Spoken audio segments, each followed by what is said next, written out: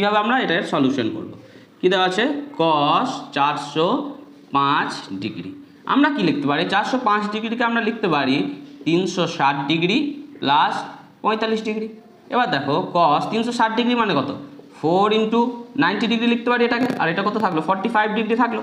তো কত গুণ আছে? 4 গুণ আছে 90 ডিগ্রির সাথে। এটা একটা কি ইভেন নাম্বার, যুগ্ম সংখ্যা। আমরা কি জানি কোনো 90 ডিগ্রির সাথে যদি যুগ্ম সংখ্যা গুণ থাকে তাহলে কি হয়? চেঞ্জ হয় না। তাহলে কি বসে যাবে এখানে? cos 45 ডিগ্রি বসে যাবে। এবার দেখো কত নাম্বার কোয়াড্র্যান্টে আছে, দেখো 4 ইন্টু 90 ডিগ্রি প্লাস 45 ডিগ্রি, তাহলে 5 নাম্বার কোয়াড্র্যান্টে পড়েছে। যেহেতু এখানে প্লাস আছে, এখানে 4 গুণ আছে, তো 4-এর পরের কোয়াড্র্যান্ট মানে 5 নাম্বার কোয়াড্র্যান্ট। 5 নাম্বার কোয়াড্র্যান্ট মানে কত? দেখো first, second, third, fourth, fifth, মানে ফার্স্ট কোয়াড্র্যান্টে পড়েছে, যেখানে আমরা কি জানি অল পজিটিভ হয়। তাহলে এর আগে পজিটিভ হয়ে গেল। প্লাস থাকলো cos 45 ডিগ্রির ভ্যালু কত? 1/√2। তাহলে আমাদের অ্যান্সার কত চলে এলো? 1/√2। তাহলে ডি অপশনটা আমাদের কারেক্ট অ্যান্সার হয়ে গেল।